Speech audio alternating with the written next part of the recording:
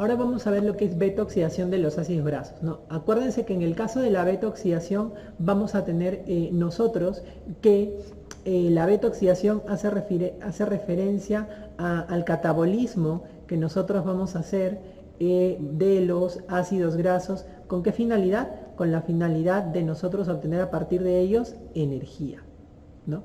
Este proceso de catabolismo de ácidos grasos realmente no es el primer nutriente al que nosotros vamos a echar mano para obtener energía. Acuérdense que siempre la glucosa va a ser el combustible por excelencia. Entonces, como les comentaba en la clase de carbohidratos, generalmente ante periodos de ayuno, cuando nosotros necesitamos de combustible, lo primero que se va a empezar a degradar va a ser el glucógeno, que es el carbohidrato de reserva. Pero ¿qué sucede? Que cuando nosotros estamos frente a situaciones en las cuales hay ayuno prolongado, entonces en estas situaciones, cuando ya se gastó el glucógeno que hay de reserva, entonces se va a activar la beta-oxidación de los ácidos grasos. ¿Dónde se realiza la beta-oxidación de los ácidos grasos? Pues realmente la beta-oxidación de los ácidos grasos se realiza básicamente en hígado y en tejidos periféricos, ¿no? En este caso, vamos a ver que a diferencia de lo que sucedía con la lipogénesis, en donde la síntesis de los ácidos grasos se hacía en el citosol, en este caso la beta-oxidación de los ácidos grasos se va a hacer en la matriz mitocondrial. Acuérdense que la mitocondria es la que tiene todo el arsenal para poder hacer este proceso de degradación y obtener energía. Entonces la beta-oxidación va a hacerse en la matriz mitocondrial de estos tejidos, ¿no? Ahora, uno pensaría que tal vez beta-oxidación viene a ser como lo contrario a la lipogénesis, que es lo que sucedía tal vez con glucólisis y gluconeogénesis, donde las vías como que iban en sentido contrario, pero de forma paralela. En este caso no, son dos vías completamente distintas, la de la beta-oxidación y la de la lipogénesis. Además, hay que tener en cuenta que cuando se producen estos periodos de ayuno prolongado, ¿qué es lo que sucede? Básicamente los triglicéridos que nosotros tenemos localizados o almacenados básicamente en el tejido adiposo y en el hígado, lo que sucede es que se va a empezar a movilizar estos triglicéridos por el proceso conocido de lipólisis, ¿no? Este proceso de lipólisis, los triglicéridos van a convertirse ¿en qué? Van a convertirse en ácidos grasos más glicerol. Y son estos ácidos grasos los que van a poder ingresar a la beta-oxidación para poder obtener energía, ¿no? Acuérdense que lipólisis es ruptura de los triglicéridos, y acuérdense que los triglicéridos estaban formados por un glicerol con 3 ácidos grasos. Entonces lo que vamos a obtener al degradar los triglicéridos es ácido graso y glicerol, que el ácido graso es el que va a entrar a la beta-oxidación. El primer paso para poder oxidar un ácido graso en la mitocondria es activar al ácido graso, ¿no? ¿Qué cosa significa activar al ácido graso? Poder hacerle pequeñas modificaciones que permitan que éste pueda ingresar a la mitocondria y desencadenarse todo este ciclo de la beta-oxidación de los ácidos grasos. Entonces, el primer paso para la beta-oxidación es la activación del ácido graso. Primer paso de la beta-oxidación. ¿Cómo se produce este fenómeno o esta activación de los ácidos grasos? Pues para la activación de los ácidos grasos lo que vamos a necesitar es obviamente una molécula de ácido graso, que es la que yo quiero degradar, a la cual voy a unirla a una molécula de ATP y a una molécula de coenzima A para formar una acilcoenzima A. Vean ustedes. Entonces, el objetivo de la activación del ácido graso va a ser formar esta acilcoenzima A. Y para formar esa acilcoenzima A, ¿qué es lo que va a hacer? Va a unir el ácido graso con el ATP y la coenzima A. ¿Qué es lo que sucede en este caso? Este ácido graso, gracias a la acción de la enzima acilcoenzima A sintetasa, va a tomar del ATP. Acuérdense que el ATP es una molécula que tiene 3 fósforos porque es adenosina trifosfato. Entonces vemos que esta molécula de ATP tiene 3 fósforos. La acilcoenzima A sintetasa lo que va a permitir en este caso es que pues tomar una molécula o parte de esta adenosina trifosfato de forma transitoria, formando una molécula que se denomina aciladenilado, vean ustedes, donde tenemos una adenosina con un fosfato. Los otros dos fosfatos del ATP se liberan como pirofosfato, ¿no? Dos fosfatos se liberan, y vean ustedes que esta molécula intermedia se le va a unir una coenzima A y se va a liberar esta adenosina monofosfato. Vean ustedes cómo la adenosina monofosfato simplemente fue como un intermediario para que se pueda unir la coenzima A. Entonces, la adenosina monofosfato finalmente se va a liberar y vamos a tener simplemente el ácido graso unido a la coenzima A.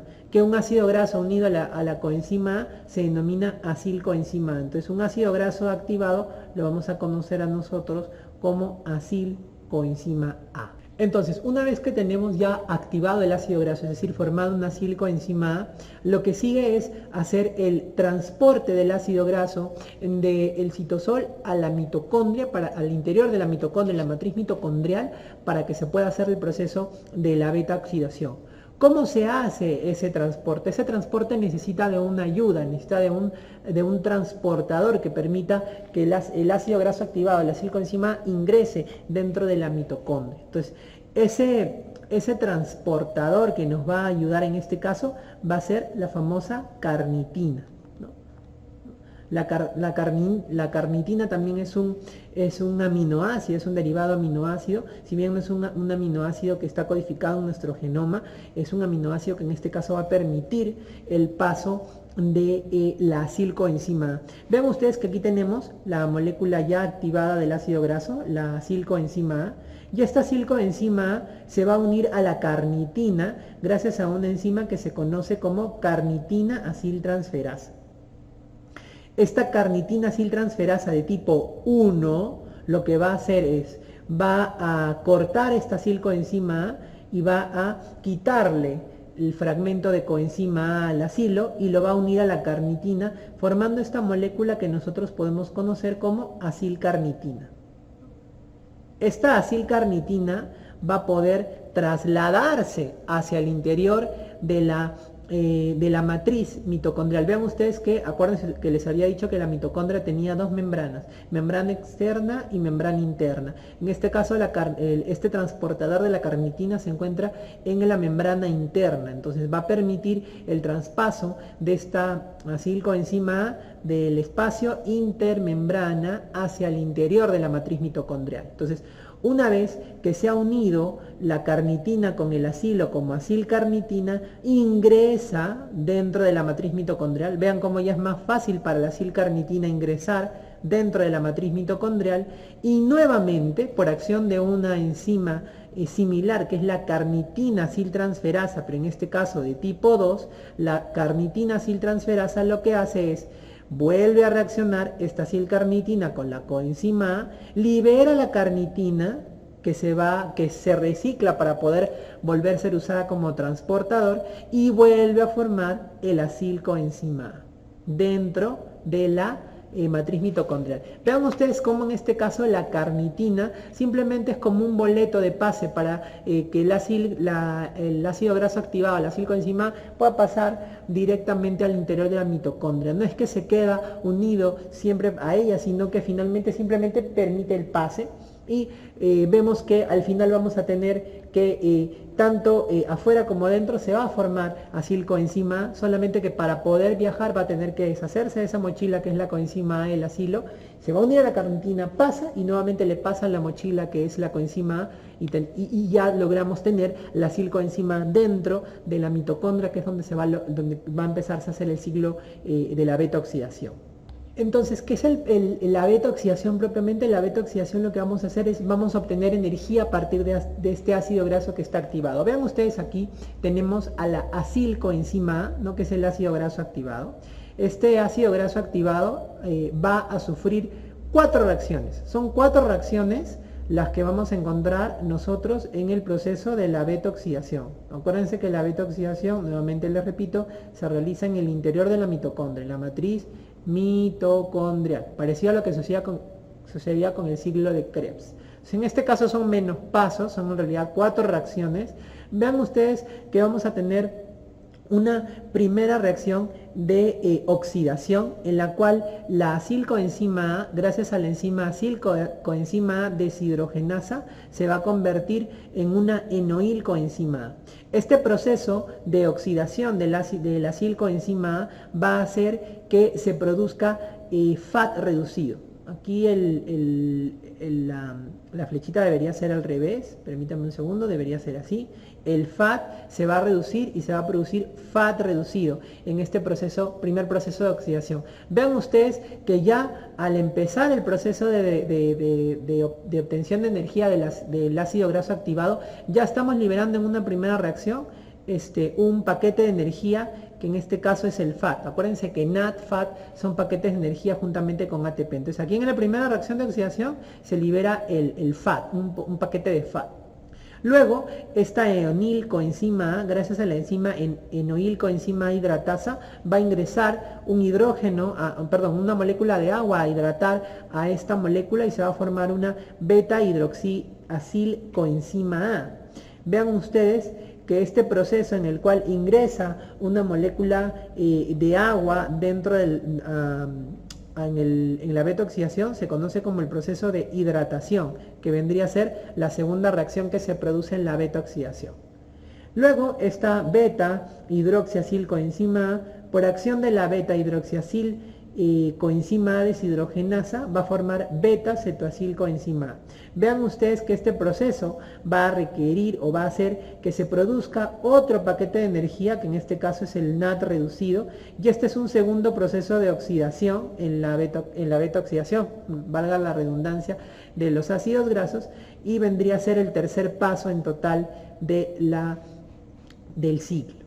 Y vean ustedes que en el último paso vamos a tener la tiólisis, que básicamente va a consistir en que la beta cetoacilcoenzima A va a formar o va a perder o va a culminar este proceso gracias a la enzima tiolasa con la formación de una molécula de acetilcoenzima A y un ácido graso activado con 2 carbonos menos con los que ingresó al ciclo. ¿Cómo se entiende esto más o menos?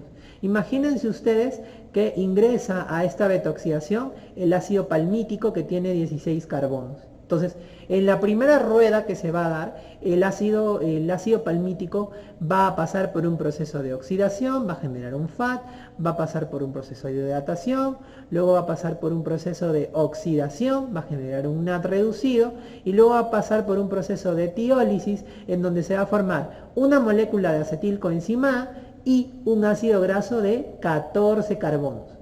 Este ácido graso de 14 carbonos vuelve a ingresar el ruedo para poder seguir todo el proceso.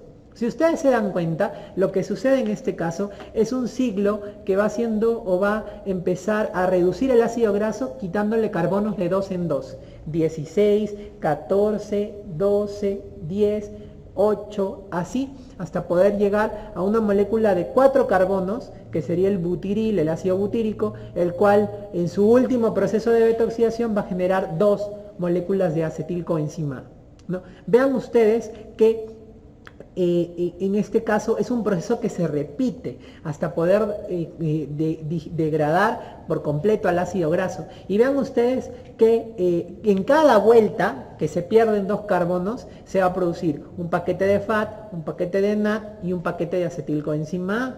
Y vean ustedes que esta acetilcoenzima A que yo tengo producto de la beta oxidación de los ácidos grasos, ¿a dónde se va? Se va al ciclo de Krebs, chicos.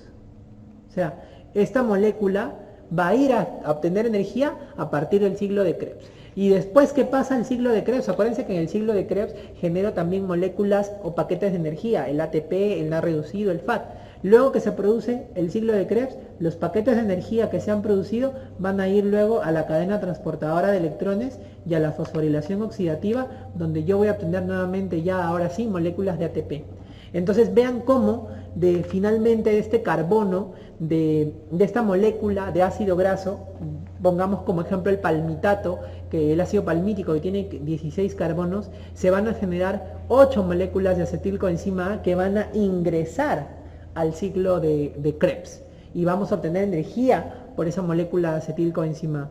Pero no solo eso, sino que en cada vuelta que va a hacer este ácido graso, vamos a tener también un FAT y un NAT en este proceso de beta oxidación. Entonces, vean cómo el metabolismo de los ácidos grasos finalmente es altamente energético, porque vamos a obtener 8 moléculas de acetilcoenzima. Acuérdense que con la glucosa solo obteníamos 2, en este caso con el valmitato obtendríamos 8, y aparte de eso, en cada vuelta que ha dado está liberando FAT y NAT, que también entran a la fosforilación oxidativa y vamos a obtener energía de ellos. Por eso es que se dice que los ácidos grasos son moléculas altamente energéticas, proporcionan más energía que la misma glucosa, pero el detalle es que solamente van a ser reservadas o vamos a utilizarlas cuando las necesitemos verdaderamente, que son los episodios de ayuno prolongado.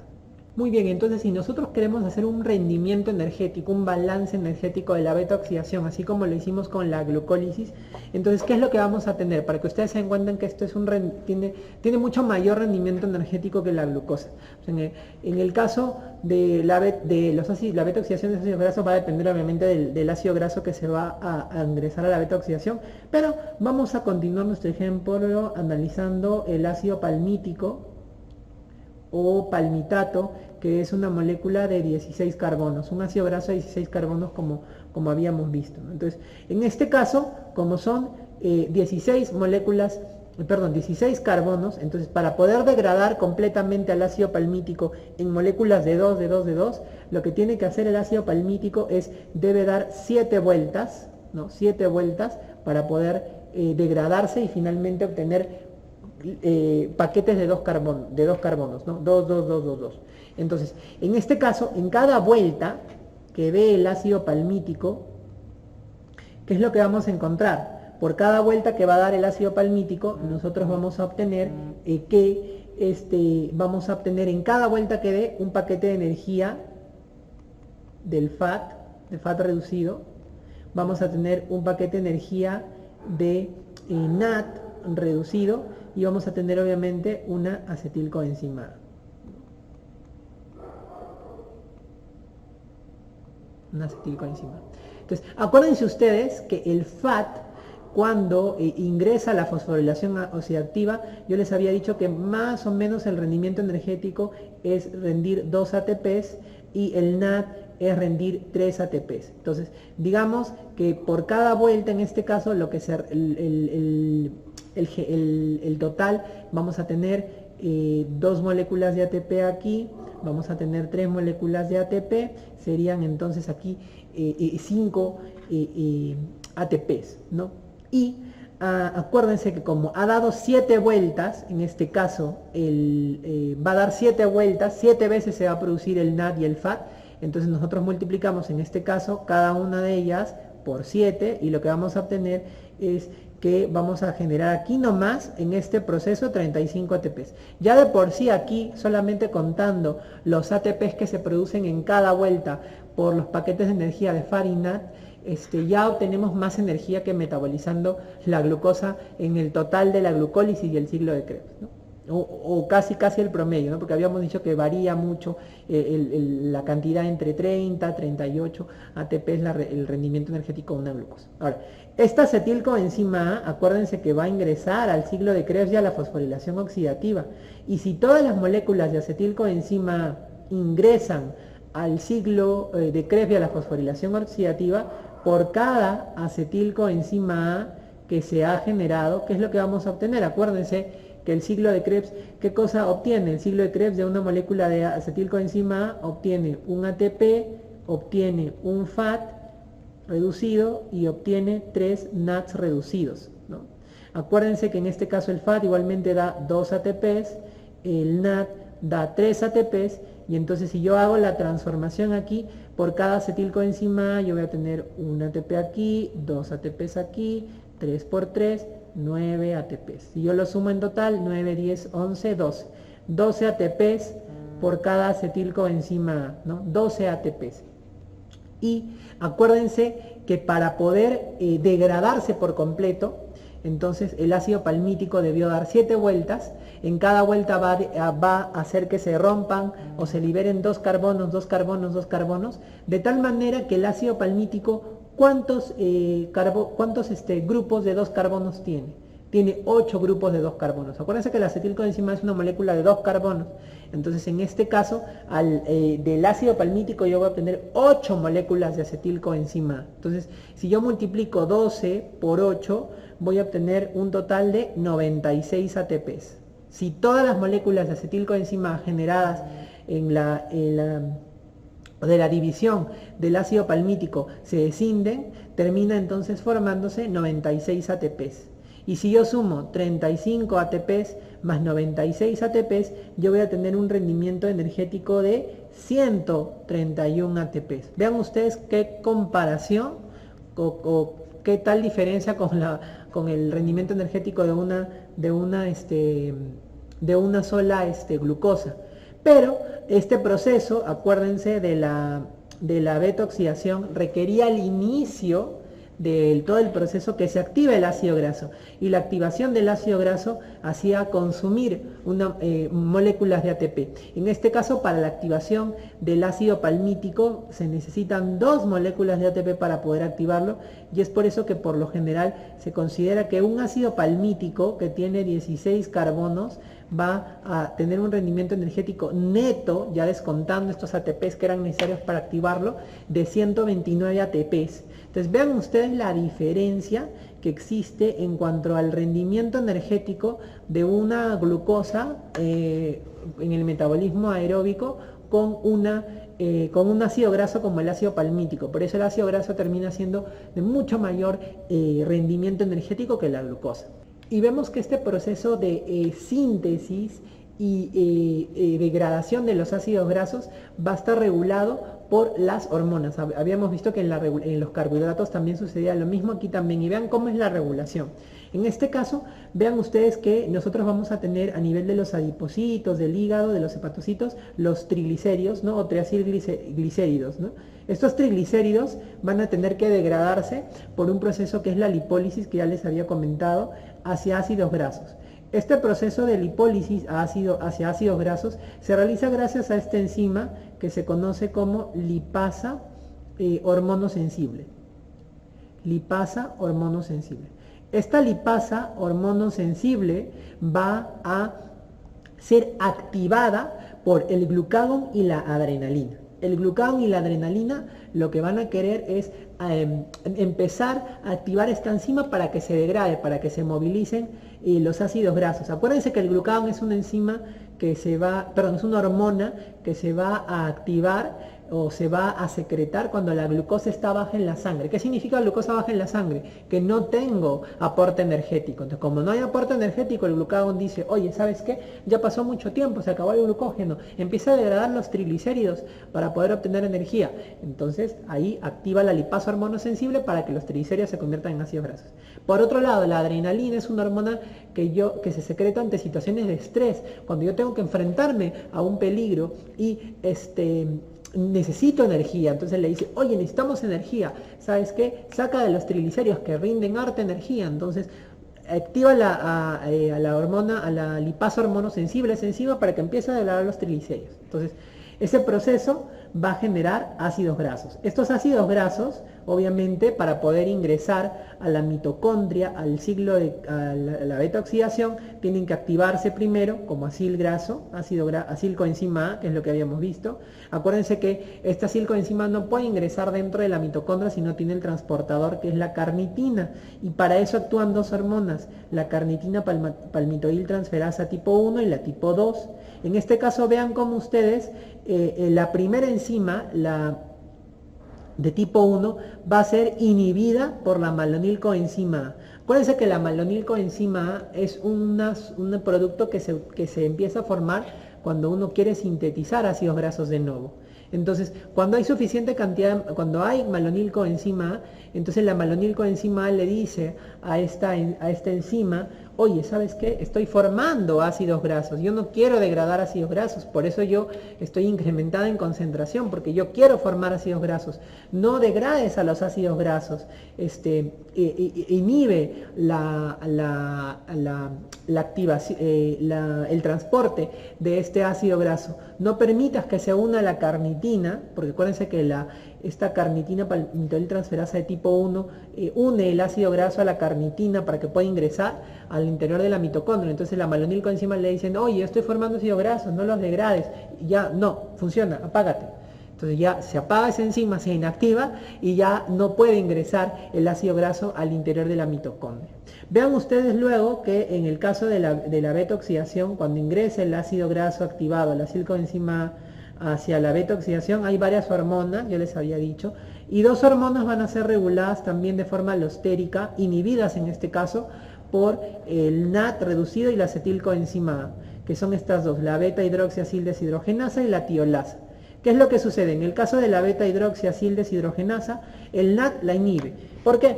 Porque el NAT es una molécula de alta energía, un paquete de energía. Entonces, si hay suficiente paquete de energía, entonces le dice, oye, ¿para qué vas a degradar? ¿Para qué vas a hacer ingresar a ese ácido graso a la beta-oxidación? No, ¿sabes qué? Inhíbete, apágate encima, porque hay suficiente energía. Yo estoy en suficiente cantidad, no necesito más energía, apágate. Luego, al final de la beta-oxidación tiene la última parte de esta rueda, vean ustedes que era formar acetilcoenzima A y un ácido graso de 2 carbonos menos que el ácido graso que empezó todo el proceso. Entonces, en este caso, al haber suficiente acetilcoenzima A, le dicen, oye, ya no degrades el ácido graso, porque hay suficiente acetilcoenzima A, ¿para qué lo vas a degradar? Entonces, vean ustedes que estas dos moléculas inhiben de forma alostérica estas enzimas de la beta-oxidación. No, y vemos nosotros que finalmente la acetilcoenzima A puede ingresar al ciclo de Krebs, ¿no? Pero también nosotros, acuérdense que para nosotros formar o sintetizar ácidos grasos necesitamos a la acetilcoenzima A. Esta acetilcoenzima A tiene que convertirse en una malonilcoenzima A y la malonilcoenzima A es lo que va a permitir que se formen, ¿qué cosa? Los ácidos grasos. Todo este proceso de lipogénesis, de formación de ácidos grasos, la enzima, la hormona principal, la protagonista que hace estimular este proceso de lipogénesis, en este caso va a ser la insulina. La insulina es una hormona que permite la formación de ácidos grasos. Entonces vean ustedes que a diferencia de glucagón y adrenalina, que lo que querían era, oye, saca energía porque la necesitamos, en el caso de la insulina no. La insulina dice, no, hay suficiente cantidad de glucosa, por eso yo he sido producida, he sido secretada. No, más bien, este exceso de glucosa vamos a empezar a guardarlo como ácido graso. Entonces empiezas a formar ácidos grasos, ¿no? Entonces vean ustedes cómo aquí la regulación hormonal también importa mucho, ¿no?